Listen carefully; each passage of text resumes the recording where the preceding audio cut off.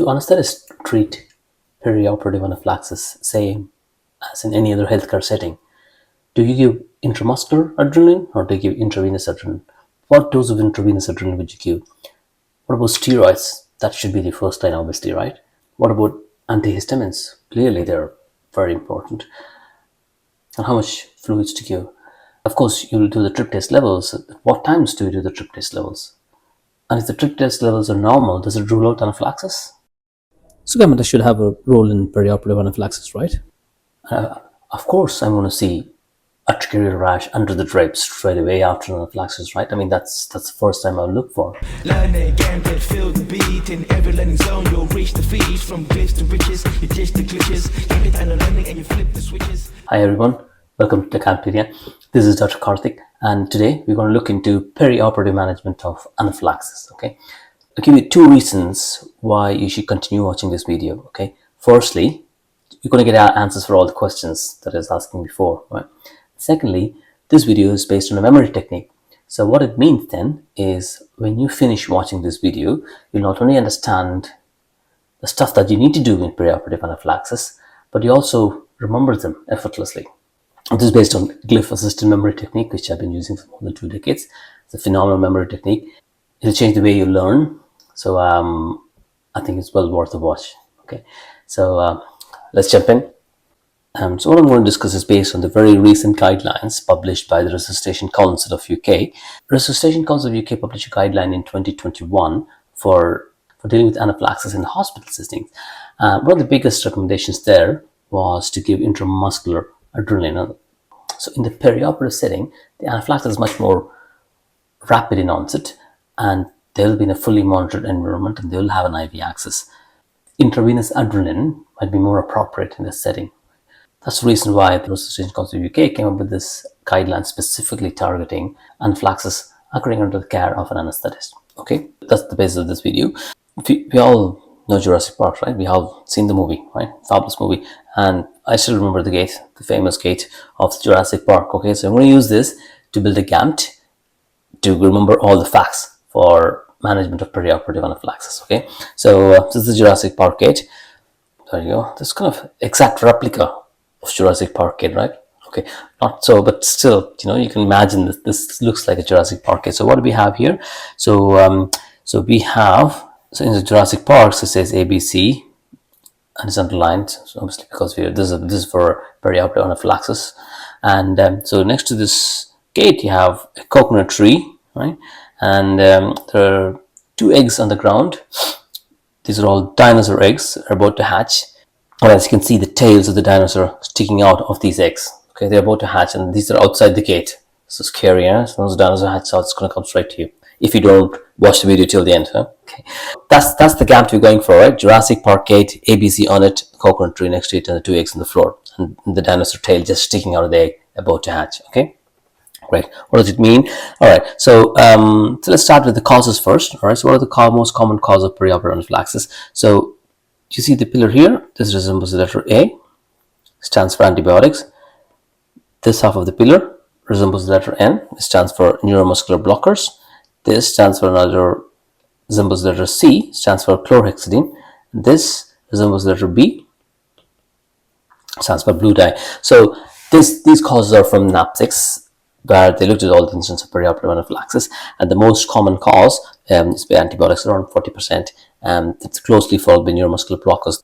These two are the biggest causes of perioperative anaphylaxis. Okay, and then you have chlorhexidine and blue dye. The interesting point about these two guys is the onset can be slightly delayed. So compared to the antibiotics and the neuromuscular blockers, which can start in minutes, these chlorhexidine and blue dyes can be hours. So you may not even notice until later during the operation. Okay, right? So those are the main cause of anaphylaxis. Right? What are the signs and symptoms of anaphylaxis? So generally, if you talk about anaphylaxis, there are a few organ groups that are most commonly affected. So you'll get skin. So you get mucosal involvement. This stands for M.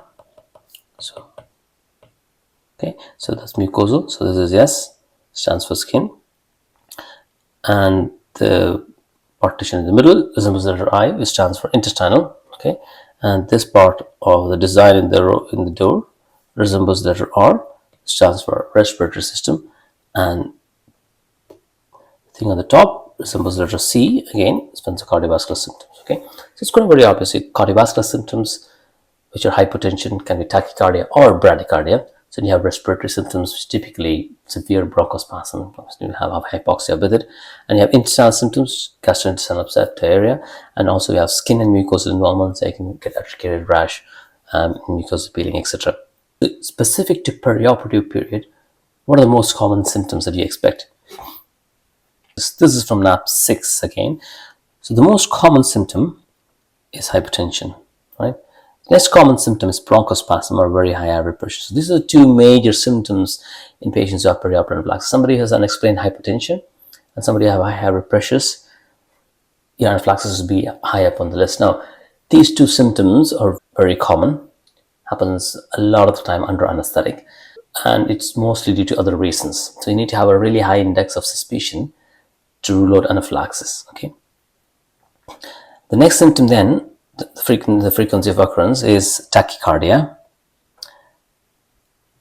So these are the three main things, right? So hypertension, high airway pressures, and tachycardia. And then comes your urticarial rash, flushing urticarial rash. So if you look at the percentage of flushing of the urticarial rash, it's less than 10% of the patients. So if you have 100 anaphylaxis, so only 10 patients will actually have an urticarial rash. 90 patients, the majority of the patients, you won't see a rash, right? This is very important because by reflex, the most common thing people do is just look under the tapes to see if there's a rash, which is not a bad thing to do, which is the right thing to do, but it's important to understand that that's going to be in less than 10% of the patients, okay?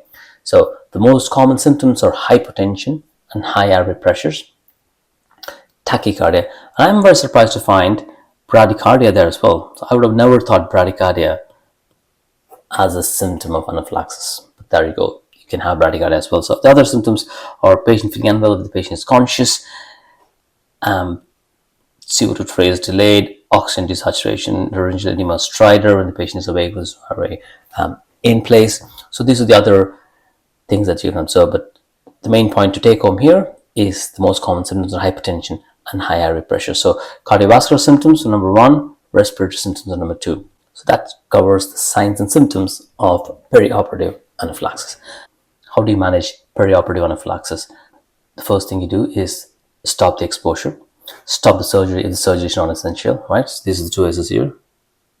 Stop the exposure, stop the surgery, and then this stands for 1C, it stands for crash trolley, this stands for another C, which is calling for help. So stop surgery, stop the exposure, call for help, get the crash trolley in, okay? And then obviously look at A, B, C to make sure airway breathing and circulation are secure, IV access, etc.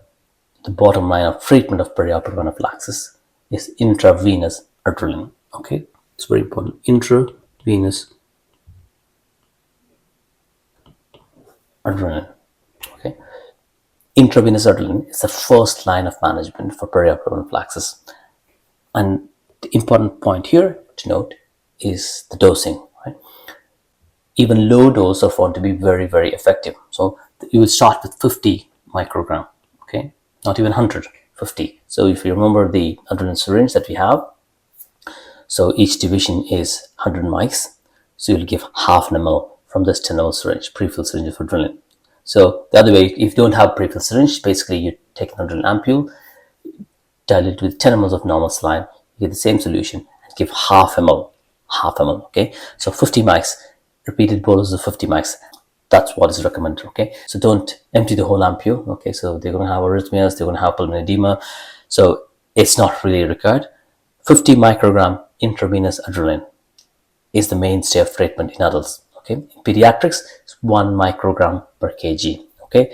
Now I'll come to the dose in a second, but this part of the GAMT resembles letter A, stands for adrenaline, okay?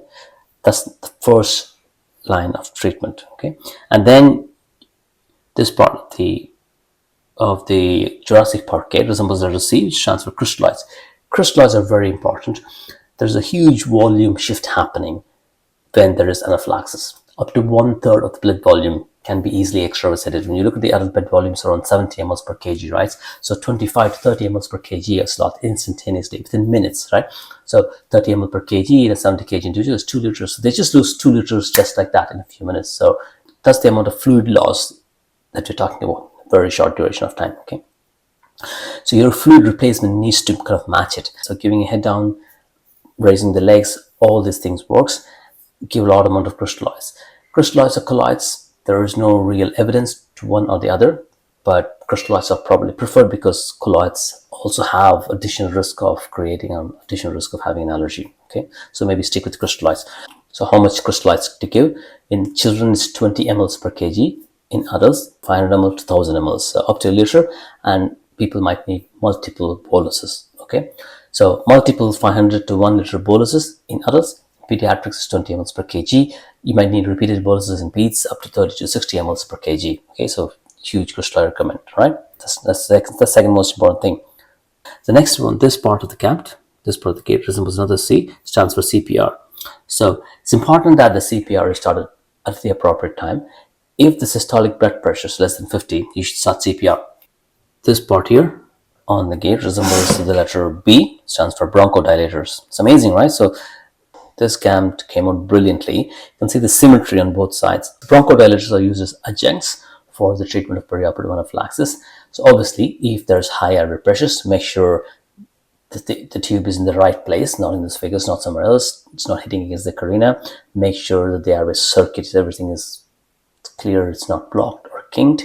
Once you establish that, and if the diagnosis is severe bronchospasm, go with the salbutamol or ipratropium bromide nebulization. Also consider IV bronchodilators. So the other things that you could potentially consider, which are mentioned in the other guidelines, are sevoflurane, ketamine, magnesium, etc. Okay, if you watch carefully, haven't mentioned steroids yet, right? So adrenaline dose. What's the dose of adrenaline you need to give? So this, the two eggs here lying side by side, resembles the letter F, which stands for 50. So 50 microgram IV. That's all you need to give. Okay, for pediatrics. So one of the tail is for pediatrics. That stands for 1 microgram per kg. That's the IV bolus for pediatric patients. And this one stands for 1 ml per kg per minute. The response is better for adrenaline infusion than for intermittent boluses. So if the initial boluses are not that effective, you should very quickly start intravenous infusion of adrenaline. You can use the local hospital policy protocols. If they've established central line already, you can go by that. But if you haven't established a central line yet, you can give peripheral adrenaline. You can. Is you draw 0.5 milligram, which is half ml from the ampule, in a 50 ml syringe, and you give at the rate of 1 ml per kg per minute. 1 ml per kg per minute. So that's the one here that stands for. So it's 1 ml per kg per minute, peripheral adrenaline infusion. The infusions work much better than the boluses. So if you're caught in perioperative anaphylaxis, while you're getting the boluses going, get an assistant to make up an infusion and start the infusion as soon as possible. Okay, and you can always titrate the infusion down, right? Okay. Next, if the blood pressure is not responding to the adrenaline, you should consider other inotropes such as noradrenaline or vasopressin. And the other options that you could think of, or glucagon if the patient is on beta blockers, and then comes corticosteroids. So this coconut tree, this stands for letter V, stands for vasopressin. This part or design of the coconut tree stands for letter N, it stands for noradrenaline. So these are the two vasopressors you consider. So this coconut here resembles letter G, stands for glucagon. The rough surface of the coconut resembles the letter T, stands for tryptase levels. Obviously, you understand the tryptase levels. We'll come back to that in a minute. This part of the GAMT resembles the letter C, stands for corticosteroids. We'll come to that in a second. And this part of the leaf of the coconut tree resembles the letter E, it stands for ECMO. Okay.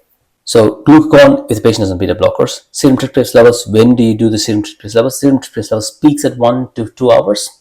And it lasts for 6 hours and then comes down. So ideally, you should do one baseline straight away after the incident happened, one at 1 hour, and then the next one at 24 hours.